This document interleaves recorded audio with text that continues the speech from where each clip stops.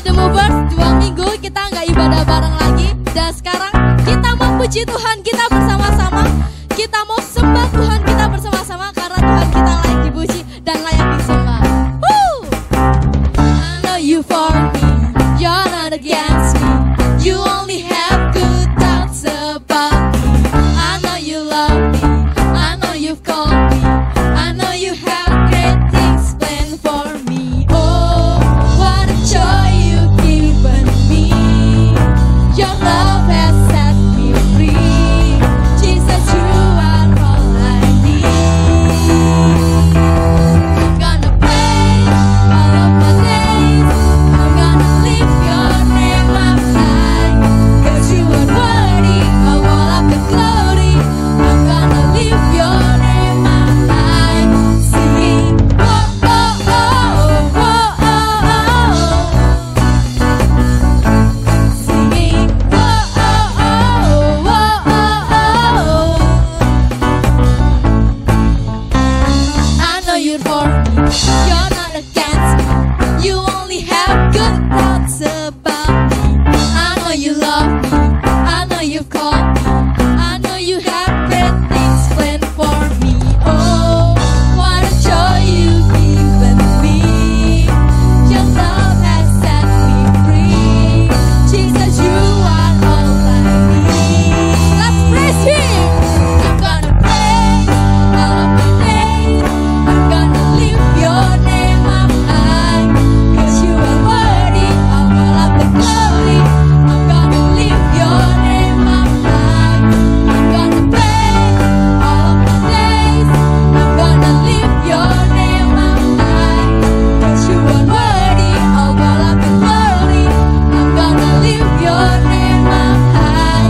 Singing, oh, oh, oh, oh, oh. Let's everybody sing a big time. Singing, oh, oh, oh, oh, oh, oh.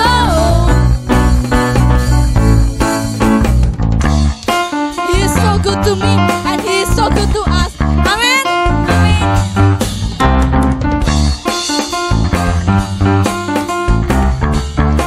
Let's everybody sing. Lord, for all you've done, I praise your name. And for all you come, I praise your name. I will give you praise every day, every single day. I praise your name, I praise your name, I praise your name, I praise your name, I praise your name, I praise your name, I praise your name. Whoa, oh, oh, oh, oh, oh. Let's say it together. Singing, whoa, oh, oh, oh, oh, oh. I'm gonna praise all of my days. I'm gonna lift your name up high. 'Cause you are worthy of all of the glory. I'm gonna lift your name up high. I'm gonna praise all of my days. I'm gonna lift your name up high. 'Cause you are worthy of all of the glory. I'm gonna lift your name up high. Singing, oh, oh, oh, oh. Singing, oh, oh, oh, oh. Berikan kemuliaan buat Tuhan kita. Karena kita tahu Tuhan kita akan selalu memberkati kita. Kita mau puji Dia lebih lagi, amin. Mari kita katakan bersama-sama. Aku diberkati, aku dilimpahi, karena Allah sanggup untuk menyediakan. Aku diberkati, aku dilimpahi atas sempurna anugerah Tuhan bagiku.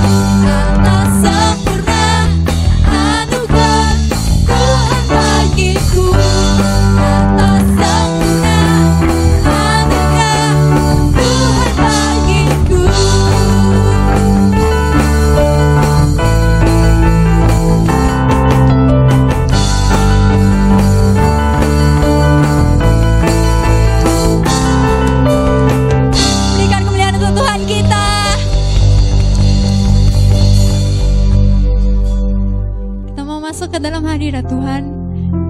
Dan aku mau ingetin teman-teman semua, kalau setiap hari kita butuh hadirat Tuhan, dan kita harus semakin dekat dan semakin dekat kepada Tuhan kita. Hari ini aku mau ajak teman-teman semuanya, ayo kita katakan bersama-sama dari hati kita, kalau kita rindu sama Tuhan, dan kalau kita ingin selalu berada di dalam hadirat Tuhan. Mari kita katakan bersama-sama. Rindu selalu bersamamu, tinggal di dalam kediaman-Mu, oh Tuhan, sebab ku sukai hadirat-Mu, tak ingin ku terpisahkan dekat dengan-Mu. Itu yang ku rindukan, sebab ku dapat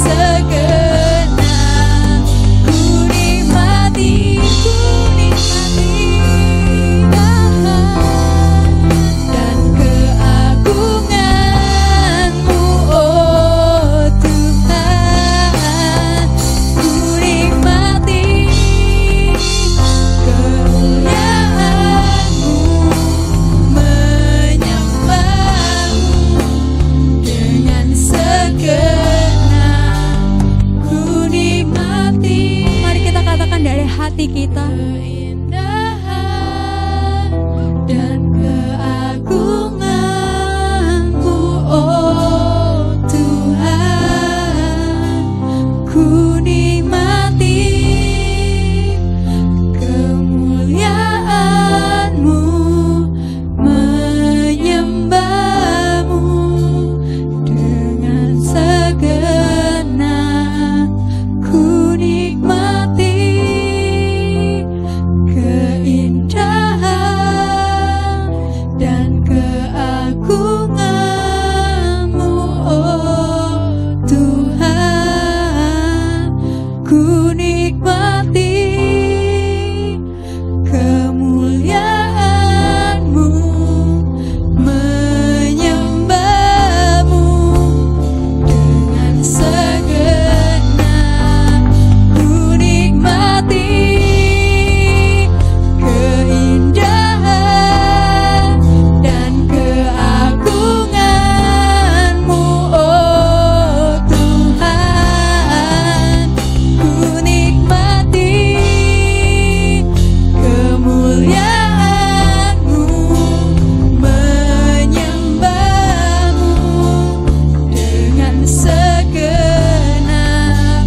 hatiku.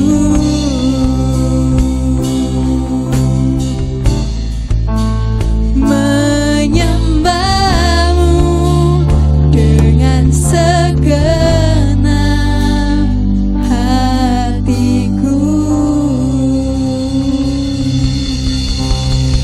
Terima kasih Tuhan, terima kasih. Biarlah kami selalu rindu Tuhan, biarlah kami selalu dekat di dalam hadirat-Mu Tuhan. Tuhan, setelah kami akan mendengarkan firman-Mu Tuhan, Kau berkati hamba-Mu yang akan menyampaikan firman-Mu Tuhan. Kau juga berkati kami semua yang akan mendengarkan firman-Mu Tuhan. Bukalah hati kami Tuhan, agar kami dapat menerima firman-Mu dengan baik. Terima kasih Tuhan, terima kasih. Hanya di dalam nama Tuhan Yesus kami sudah berdoa dan mengucap syukur. Haleluya, amin. Halo guys, selamat datang di The Movers Online Service. Dan gak kerasa kita udah masuk bulan September dan kita udah lebih dekat dengan akhir tahun daripada awal tahun. Dan bulan ini ada beberapa anak The Movers yang mau masuk kuliah. Jadi saya mau ngomong pada teman-teman semua yang baru mau masuk kuliah maupun yang sekolah dan kerja, untuk semangat selalu, jangan sampai kita ini kendor di dalam kita melakukan pekerjaan-pekerjaan kita sehari-hari. Nah teman-teman semuanya, hari ini kita akan kembali belajar firman Tuhan dan kita masih ada di dalam seri Legacy. Yes, seri ini belum selesai teman-teman semuanya, karena ternyata ada banyak banget warisan dari kehidupan Bapak Abraham dan dia memberikan banyak sekali warisan-warisan yang sangat berharga. Nah hari ini kita akan mempelajari Kejadian pasal 24, sebuah pasal, sebuah cerita kehidupan Abraham yang sangat menarik sekali. Dan saya mau mengajak teman-teman bersama-sama membaca pasal-pasal ini. Kalau teman-teman ada di rumah dan teman-teman sekarang sedang duduk, saya mau ngajak teman-teman, yuk bangkit berdiri dan kita akan baca ayat-ayat ini bersama-sama.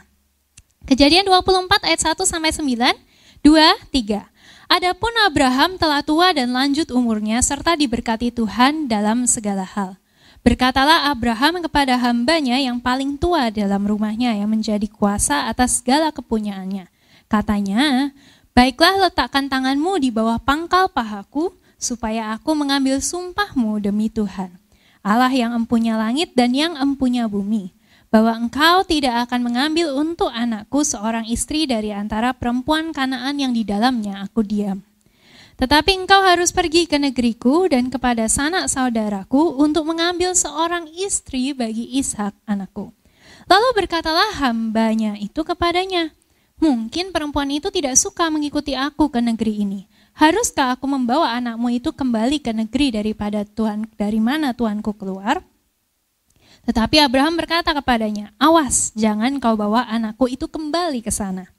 Tuhan Allah yang empunya langit yang telah memanggil aku dari rumah ayahku serta dari negeri sanak saudaraku, dan yang telah berfirman kepadaku serta yang bersumpah kepadaku demikian, kepada keturunan mula akan kuberikan negeri ini, dialah juga yang akan mengutus malaikatnya berjalan di depanmu, sehingga engkau dapat mengambil seorang istri dari sana untuk anakku. Tetapi jika perempuan itu tidak mau mengikuti engkau, maka lepaslah engkau dari sumpahmu kepadaku ini. Hanya saja janganlah anakku itu kau bawa kembali ke sana.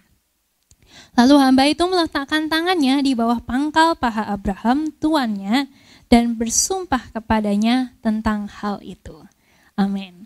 Nah teman-teman semua, Kejadian pasal 24 ini adalah salah satu masa hidup Abraham di mana dia berusaha untuk mencarikan jodoh, mencarikan pasangan hidup buat anaknya yang namanya Ishak. Ini adalah anak perjanjian, ini adalah anak yang dijanjikan Tuhan setelah sekian lama, dan sekarang adalah waktunya untuk memilihkan pasangan hidup buat Ishak. Nah menariknya pada saat saya lihat pasal ini teman-teman semua, Kejadian pasal 24 ini menceritakan proses pencarian pasangan hidup buat Ishak itu sangat rinci, sangat-sangat dipenuhi dengan berbagai cerita ini dan itu diceritakan dengan sungguh-sungguh detail di dalam Alkitab sampai Kejadian pasal 24 ini totalnya adalah ada 67 ayat. Buat teman-teman semua yang mengikuti pembacaan Alkitab Kasih, saya mengajak teman-teman untuk ikuti pembacaan Alkitab Kasih. Teman-teman pasti tahu 10 ayat itu pendek, ya kan? 30 ayat itu lumayan panjang, 60 ayat itu especially panjang. Dan Kejadian pasal 24 ini cerita tentang pencarian pasangan hidup buat Ishak, dan itu makan 67 ayat di dalam Alkitab. Yang artinya adalah ada banyak hal yang Tuhan ingin kita pelajari dari pasal ini. Hari ini legacy yang akan kita pelajari dari hidup Abraham adalah legacy ini teman-teman, warisan untuk kita bisa memilih pasangan hidup. Choosing a life partner. Dan ini adalah sesuatu yang sangat penting. Dari Kejadian pasal 24, ini adalah pasal terpanjang di seluruh kitab Kejadian. Kita memahami bahwa yang namanya memilih pasangan hidup itu bukan perkara sederhana. Ya, it's a big deal, itu adalah sebuah hal yang sangat penting. Dan itu adalah perkara yang penuh dengan kehati-hatian, perlu kehati-hatian kita dan perlu perhatian penuh dari kita. Kalau kita membaca Kejadian 24 ini, ayat yang tadi kita baca gitu ya, kita lihat bahwa Abraham sendiri sangat serius memikirkan tentang masalah pasangan hidup buat anaknya yang namanya Ishak. Dia nggak menganggap itu adalah sesuatu hal yang simple, ya udah nak kamu boleh pilih yang siapa saja, nggak kayak gitu teman-teman. Kalau teman-teman lihat Abraham manggil hambanya, diduga hambanya ini adalah namanya Eliezer yang dia adalah hamba paling dipercayanya Abraham gitu ya.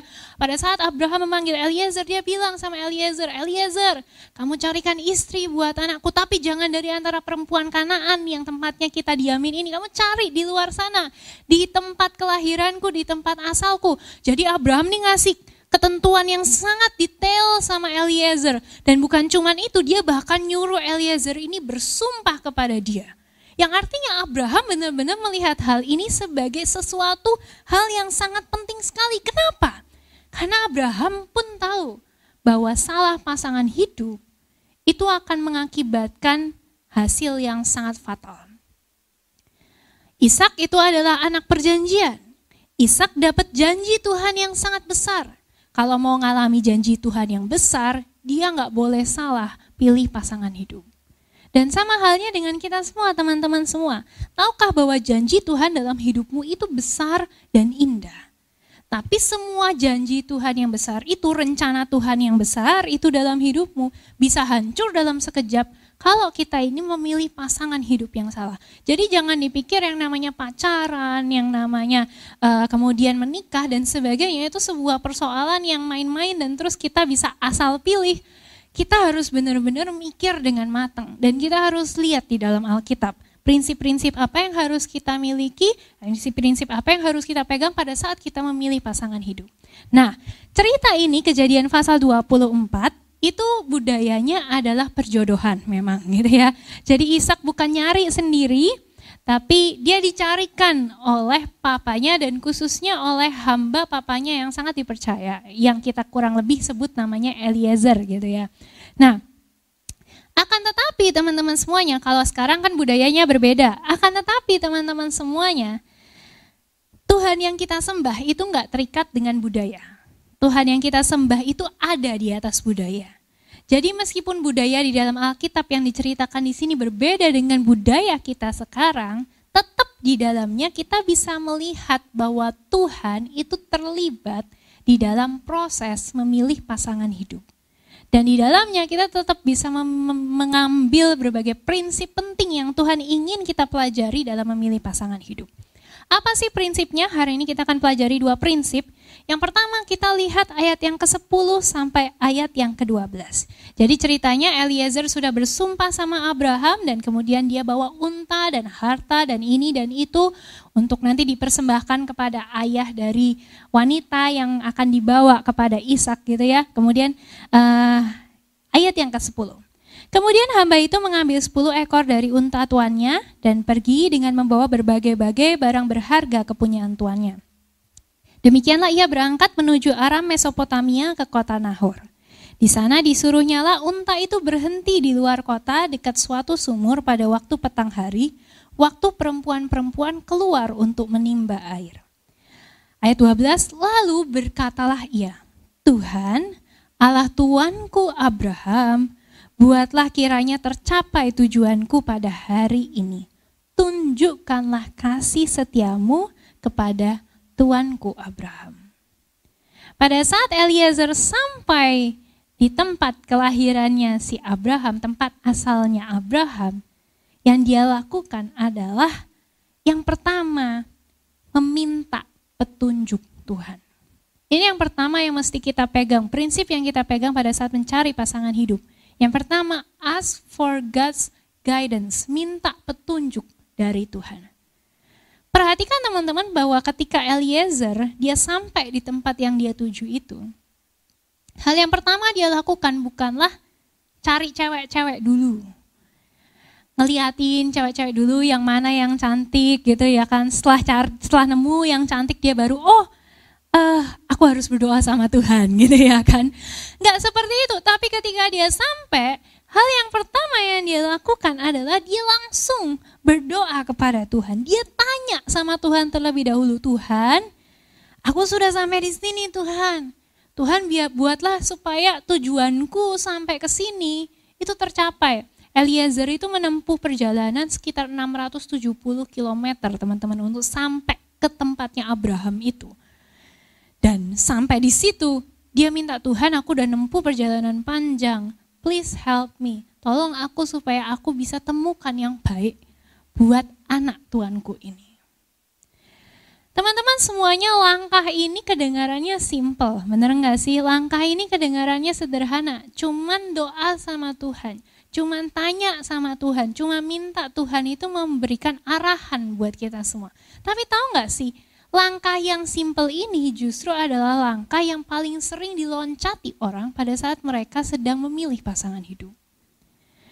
Ada banyak orang-orang mereka itu kalau untuk berbagai hal, untuk kerja contohnya, untuk milih pekerjaan, atau ada masalah dalam pekerjaan, atau berbagai hal mereka tanya sama Tuhan. Tapi untuk hal yang satu ini, Tuhan itu ditaruh paling akhir. Istilahnya Tuhan itu jadi kayak tukang stempel. Aku maunya yang ini, setelah ketemu, setelah jalan, setelah lainan, setelah WhatsAppan sekian lama, setelah hubungan sekian lama, setelah sudah jatuh cinta mati-matian, setelah sudah invest 4 tahun pacaran gitu ya, baru habis itu dibawa kepada Tuhan dan bilang, Tuhan kayaknya ini, boleh ya Tuhan gitu ya. Dan Tuhan itu dijadiin tukang stempel doang, disuruh setuju gitu ya. Padahal harusnya prosesnya gak kayak gitu teman-teman semua.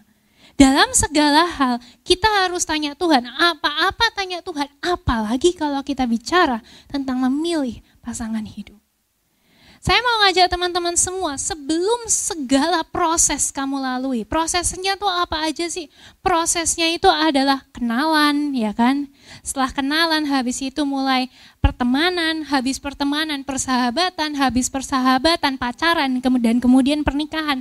Saya mau ngajak teman-teman, sebelum semua proses dimulai dan bahkan pada saat proses itu berjalan, saya mau ngajak teman-teman untuk selalu minta petunjuk dari Tuhan. Tuhan, apakah ini? Tuhan, apakah Engkau izinkan aku bersama dengan orang ini? Tuhan, apakah dia ini orang yang baik? Dan lain sebagainya. Tuhan tolong buat supaya aku nih gak salah pilih. Tuhan tolong buat supaya aku gak buang-buang waktu dengan orang yang salah. Tuhan tolong buat supaya aku gak perlu sakit hati dan kemudian nangis-nangis dan kemudian buang segala resource yang berharga, pulsa dan lain sebagainya, kuota dan sebagainya untuk orang yang ternyata pada akhirnya gak menghargai apa yang dijalani ini. Ini sebuah langkah teman-teman semua yang perlu kita mengerti. Ada banyak orang berpikir bahwa mereka itu mampu menilai. Padahal kita ini banyak salah loh. Penilaian kita buat hal-hal paling simpel di dalam hidup aja sering salah. Apalagi kalau kita bicara tentang orang. Yang notabene nih kalau kita ketemu, kita gak langsung tahu dalamnya kayak gimana. Bener gak sih? Setelah sekian lama baru kita tahu. Dan yang paling tahu dalamnya orang itu adalah Tuhan. Apalagi nih teman-teman semua, waktu saya mempersiapkan firman ini, saya belajar. Saya yakin teman-teman juga beberapa sudah pernah mendengar penelitian ini. Penelitian berkata bahwa pada saat orang jatuh cinta, itu sebetulnya salah satu bagian dalam otaknya tuh lagi korslet gitu kan. Lagi gak berfungsi dengan benar. Lagi, kalau istilahnya orang bilang harus pakai akal sehat. Nah kebetulan kalau lagi jatuh cinta, akalnya tuh lagi gak sehat. Yang artinya gak bisa dipakai untuk berpikir jernih. Berarti kita harus minta pertolongan dari orang lain. Dan terutama kita harus minta pertolongan dari Tuhan. Jangan kita ini jadi anak-anak Tuhan yang membuang-buang segala sesuatu yang berharga. Dan pada akhirnya kita menyesalinya. Terus habis itu kayak pada akhirnya menyalahkan Tuhan. Tuhan kok biarin aku sama orang yang kayak gini sih? Padahal kita ini gak tanya sama Tuhan lebih dulu.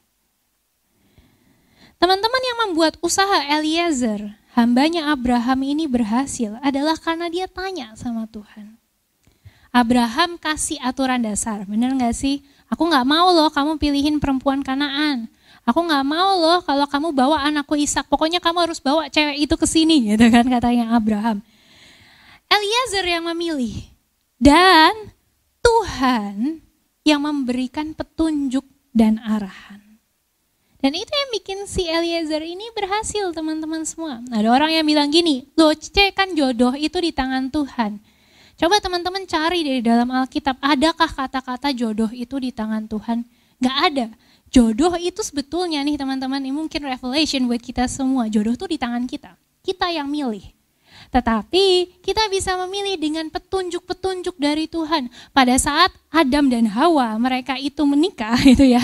Ini kita kembali kepada kejadian. Pada saat Adam dan Hawa itu mereka menikah, Tuhan itu gak nyuruh Adam, ayo kamu harus sama Hawa. Enggak kayak gitu. Simply Tuhan itu bikin Hawa, Tuhan bawa Hawa kepada Adam dan Adam ngelihat. Jadi Tuhan tuh cuman display ini loh gitu ya. Ini loh ada wanita di sini dan Abraham yang milih, dia bilang, kamulah tulang dari tulangku dan daging dari dagingku. Jadi Adam, tetap still Adam yang bikin keputusan.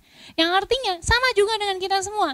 We have to make a choice. Kita ini yang akan bikin keputusan. Tapi kita bisa bikin keputusan dengan bersandar pada Tuhan. Atau kita bisa bikin keputusan dengan tidak menghiraukan Tuhan sama sekali. Dan keputusan yang benar selalu adalah pada saat kita tanya sama Tuhan. Di dalam Alkitab ada banyak banget contoh teman-teman. Orang-orang yang gak minta petunjuk dari Tuhan dalam memilih pasangan hidup. Dan akhirnya mereka memilih pasangan hidup yang salah. Dan gara-gara pasangan yang salah itu mereka memiliki akhir hidup yang buruk banget. Contohnya siapa sih Cek Beatrice? Gak percaya gitu ya. Contohnya dalam Alkitab ada yang namanya Simpson. You know kan pasangan Simpson namanya siapa? Delila. Gara-gara Delila, Simpson tuh punya potensi yang sangat besar untuk jadi hakim yang luar biasa. Dia punya potensi yang besar untuk jadi hamba Tuhan yang besar. Yang namanya dicatat dan orang-orang pakai namanya sampai hari ini. Tapi orang-orang sekarang gak mau pakai nama Simpson. Kenapa? Karena akhir hidupnya, malu-maluin banget. Dia mati di tempat lawan, dia mati dengan bersandar sama Tuhan akhirnya gitu ya. Tapi melewati banyak tangisan dan air mata sebelumnya. Gara-gara siapa? Gara-gara pasangan hidup yang salah. Di dalam Alkitab juga ada yang namanya Raja Salomo, teman-teman. 1 Raja-Raja 11 ayat 2-4 berkata, Tuhan sudah memerintahkan bahwa orang Israel gak boleh kawin campur dengan bangsa-bangsa itu. Sebab mereka nanti menyebabkan orang Israel menyembah ilah-ilah lain. Walaupun demikian, Salomo menikahi juga wanita-wanita asing. Ini peringatan buat kita semua, cari anak Tuhan, jangan tergoda sama orang-orang di luar anak Tuhan gitu ya. Kemudian ada 700 putri bangsawan yang dinikahi Salomo dan ada 300 pula selirnya. Istri-istri itulah yang menyebabkan Salomo meninggalkan Allah. Jadi kenapa Salomo meninggalkan Tuhan?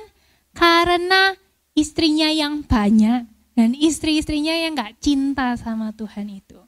Seriously, pasangan hidup yang salah, pacaran yang salah gitu ya, pernikahan yang salah akan membuat kamu menjauh dari Tuhan.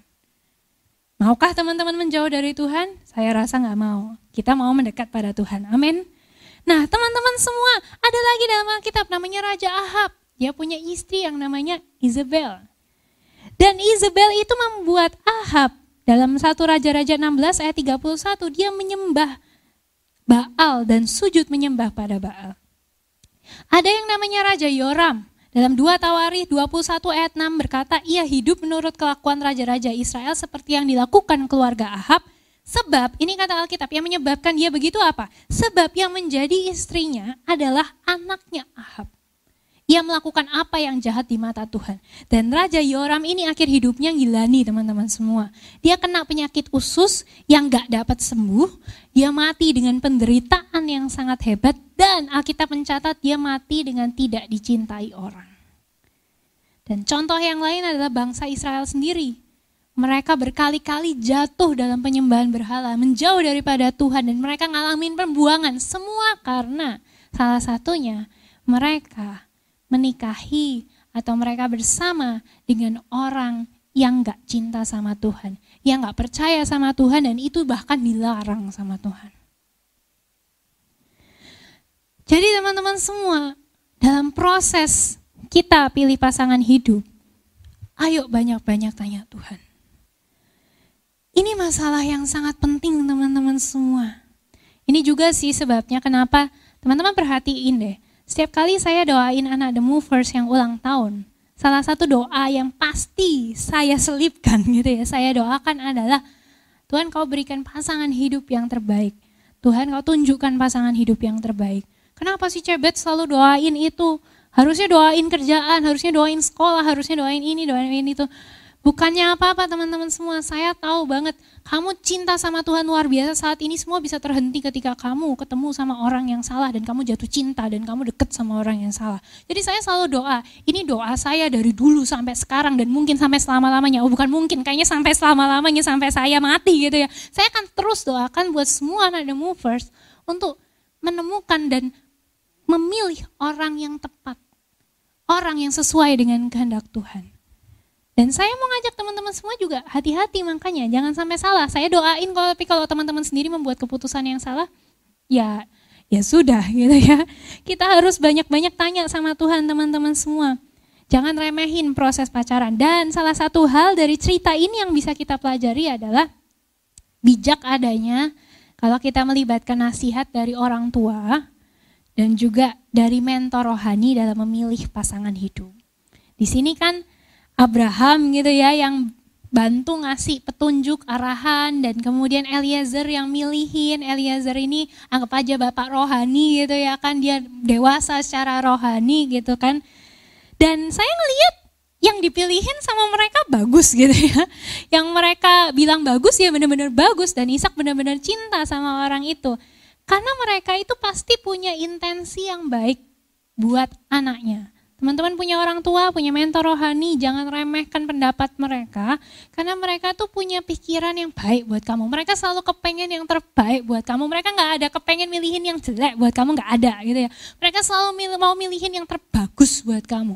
Jadi jangan remehkan intensi dari mereka. Dan Abraham, di sini teman-teman bisa lihat Abraham ngasih aturan-aturan. Pokoknya gak mau kalau Ishak dibawa ke sana, kamu harus bawa cewek itu ke sini gitu ya. Kenapa?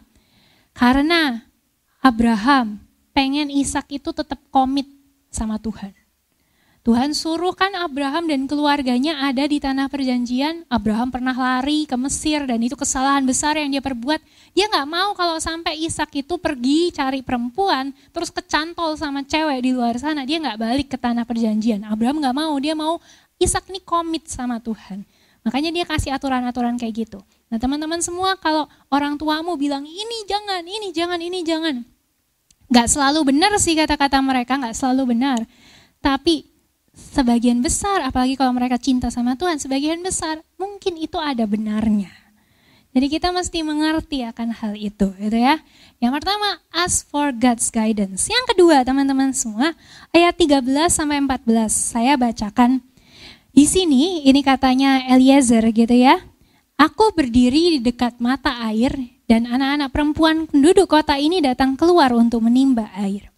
Kiranya terjadilah begini.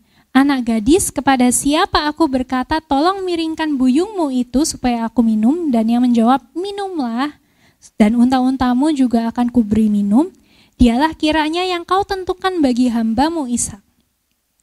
Maka dengan begitu akan ku ketahui bahwa engkau telah menunjukkan kasih setiamu kepada tuanku itu.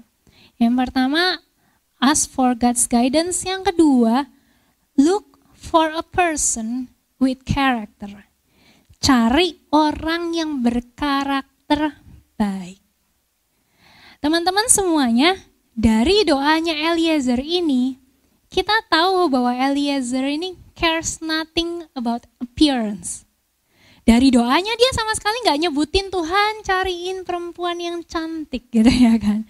Tuhan cariin wanita yang langsing gitu. Tuhan carikan wanita yang begini dan begitu. Gak ada dalam doanya. Tapi yang Eliezer pedulikan adalah tentang karakternya. Makanya tanda yang Eliezer minta ini tanda yang sulit sebetulnya. Tuhan minta dong kalau ada perempuan datang, aku minta air, dia itu kasih aku air, dan bahkan dia nawari untuk ngasih semua unta-unta aku minum air. Ini sesuatu yang sulit, dan it needs a person with an extraordinary character to do this. Butuh orang yang punya karakter yang sangat bagus untuk bisa melakukan hal ini. Teman-teman, hal ini bukan berarti kita nggak boleh peduli sama sekali dengan yang namanya penampilan loh ya. Seperti yang kita ketahui, pada akhirnya Tuhan juga milihin yang bagus buat Ishak gitu kan. Ribka itu cantik teman-teman semuanya. Dan juga bukan berarti kita nggak usah pedulikan sama yang namanya rasa nyaman. Aku kepengen cari yang bikin aku merasa nyaman gitu ya. Bukannya kita cari orang yang tidak membuat kita merasa nyaman gitu ya. No, tapi di atas itu semua teman-teman semua, perhatikan karakter. Perhatikan yang namanya karakter. Ribka mungkin cantik, tapi yang lebih indah lagi dari Ribka adalah karakternya yang bagus. Ada beberapa karakter yang kita bisa pelajari dari cerita ini. Yang pertama, karakter ramah. Pernah mikir tentang ramah dalam hal mencari pasangan hidup? Biasanya, cari pasangan hidup yang gimana sih? Ya, yang setia, ya kan? Yang baik. Baik itu sebetulnya sangat broad, sangat-sangat luas. Setia itu juga, setia tuh diuji oleh waktu gitu ya teman-teman semua. Jadi ini agak-agak sulit gitu untuk kita lihat dari sejak awal ketemu. Tapi paling enggak Ribka ini pertama-tama dia ini ramah. Dia menyapa orang yang tidak dia kenal, bapak-bapak tua gitu ya, bukan cuma cowok muda. Kalau cowok muda bukan ramah tapi mungkin ya ya kepengen kenalan gitu ya kan. Enggak, ini bapak-bapak tua, dia ngomong dengan ramah, dia menyapa dengan ramah. Jadi orangnya itu gak sombong gitu ya kan, bisa diajak omong-omong. Yang kedua, Ribka ini pekerja keras rajin orangnya. Anak-anak The Movers harus jadi orang-orang rajin. Dan kalau mau cari pasangan hidup, cari yang rajin dan pekerja keras. Kalau sampai dia tuh gak ngapa-ngapain sama sekali, gak ada pekerjaan, ya gak belajar juga, ya gak ini dan itu. Nah terus kamu mau ngapain gitu kan. Awal-awal mungkin seneng tapi akhirnya kamu akan susah. Cari yang pekerja keras dong. Ribka ini dia adalah seorang pekerja keras dong. Pada saat perempuan-perempuan menimba air, dia juga ikut menimba air. Dan dia gak ragu-ragu bekerja keras untuk orang juga yang butuh bantuan dari dia. Dia adalah seorang yang gak takut untuk melakukan hal-hal ini teman-teman semuanya. Bayangin unta itu sekali minum bisa 100 liter.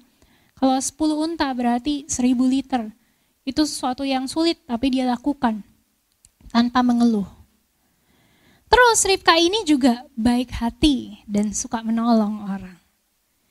Terus yang namanya Ribka ini juga adalah orang yang rendah hati. Jadi ini kriteria-kriteria yang kita bisa pelajari. Ramah, rendah hati, baik hati, suka menolong, rajin, pekerja keras. Ini basic tapi sangat penting. Dan these little things says a lot about a person. Carilah orang dengan karakter yang baik. Makanya nih teman-teman semua, kalau ketemu sama orang jangan langsung terpesona sama penampilannya. Lihat, ajak omong, tanya yang banyak gitu ya kan. Tapi jangan PHP juga gitu ya kan. Kalau dari awal udah keluar ini udah gak bakal masuk, ya udah gak usah ditanggepin gitu kan. Jangan ngasih harapan yang palsu. Terus habis itu kamu cek dalamnya dia itu gimana. Dia ini orangnya seperti apa sih? Kalau dia ini bereaksi sama orang yang mengesalkan itu gimana sih dia bereaksi? Cara dia ngomong baik atau enggak sih? Dia ini orangnya kasar atau dia ini orangnya lembut? Apakah dia ini orangnya keras atau dia orangnya bisa dituturi? Apakah dia ini orangnya ceria, banyak tersenyum atau dia orangnya banyak menggerutu dan banyak mengeluh dan dia wajahnya kesel terus dan lain sebagainya? Semua harus kita lihat baik-baik. Look for a person with character, teman-teman semua.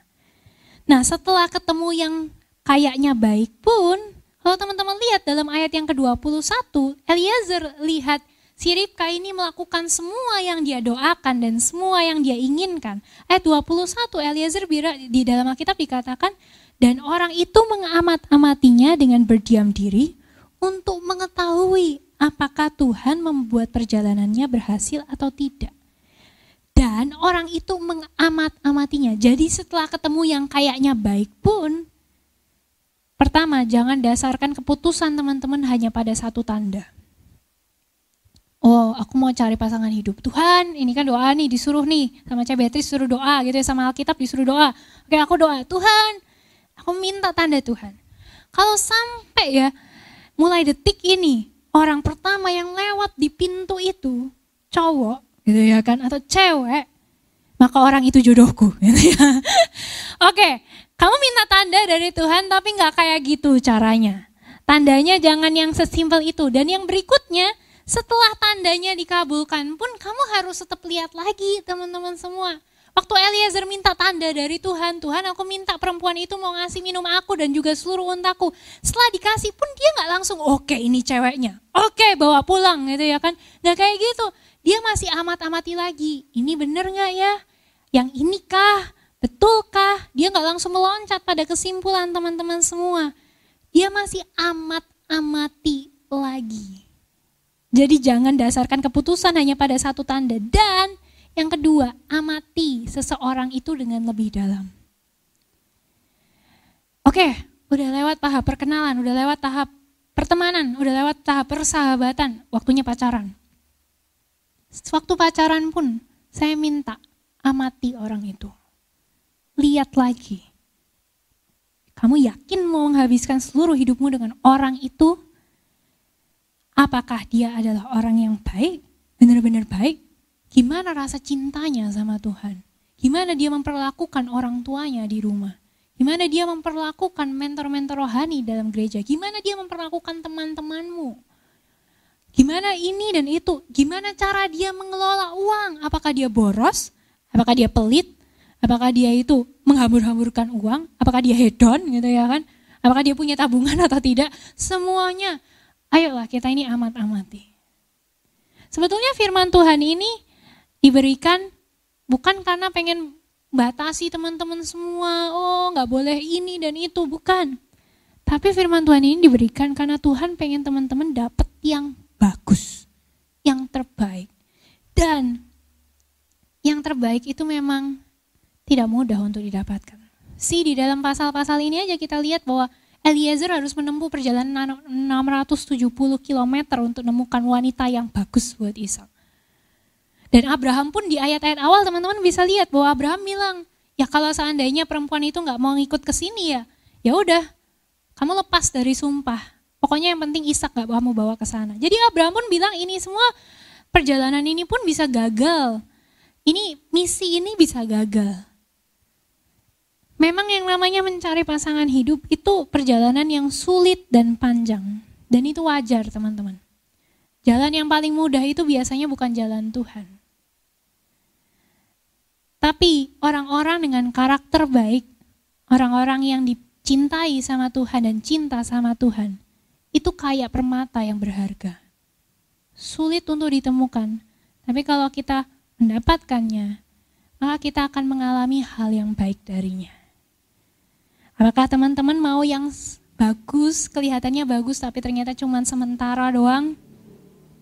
Atau teman-teman mau yang sangat berharga, and it lasts for a lifetime, dan itu berlanjut sampai akhir? Saya harap kita semua belajar dari firman Tuhan hari ini. Pilihlah pasangan hidup yang baik teman-teman. Dan saya juga selalu berdoa supaya teman-teman dapat yang terbaik. Mari kita berdoa pada Tuhan. Terima kasih Tuhan buat firman-Mu.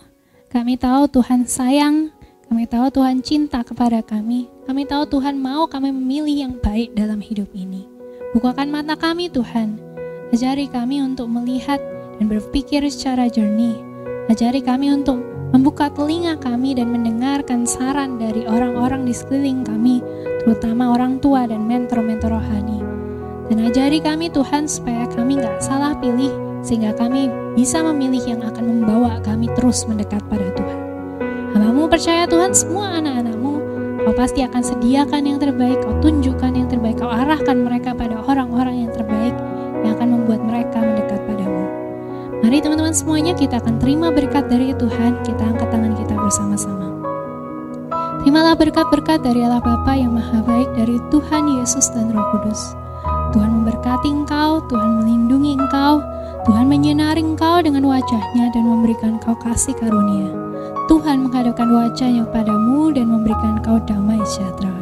Damai sejahtera Tuhan yang melampaui segala akal akan memelihara hati dan pikiranmu di dalam Kristus Yesus. Diberkati anak-anak-Mu Tuhan dengan hikmat, kekuatan, kesehatan, segala sesuatu yang baik daripadamu, dan juga pasangan hidup yang terbaik Kau berikan buat mereka semuanya. Hanya di dalam nama Tuhan Yesus Kristus kami berdoa dan mengucap syukur. Haleluya. Amin.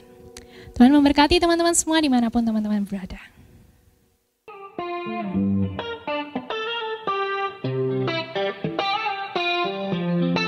Halo guys, hari ini aku mau bacain pengumuman buat kalian nih. Yang pertama, kalian jangan lupa untuk baca Alkitab setiap hari ya. Dan untuk jadwalnya ada di Instagram @GBT_Kristus_Raja_Damai. Dan yang kedua, selain kalian jangan lupa ibadah dan baca Alkitab, kalian juga bisa kontak untuk ikut family time. Yang pertama ada Mantapu Family, kalian bisa kontak Keisha dan Karen. Yang kedua ada One Family, kalian bisa kontak Maria dan Shannon. Dan yang terakhir ada GT Family, kalian bisa kontak Cenovi atau Lydia. Dan yang ketiga, kemarin The Movers sempat ngadain acara Muda dan Berdampak Part 2. Ada yang nggak bisa ikut, jadi kalian bisa lihat di link description, langsung diklik untuk lihat Muda dan Berdampak Part 2. Dan yang terakhir, kan harus siapin tangan kalian untuk jawab pertanyaan di live chat YouTube The Movers. Pertanyaannya akan aku bacain, dan ini kuis berhadiah, jadi kan harus ikut supaya kan dapat hadiah dari The Movers. Aku akan bacain pertanyaannya ya. Warna baju apa yang dipakai Billy Simpson saat acara Muda dan Berdampak Part 2? Aku kasih waktu 5 detik untuk kalian cari jawabannya. 5, 4, 3, 2, 1. Oke, udah tahu jawabannya? Nanti kalian yang pertama dan yang paling benar, kalian akan dapat hadiah, dan hadiahnya diumumin di IG The Movers. Jadi kalian harus cepet-cepet jawab dan tahu jawabannya. Oke guys, see you!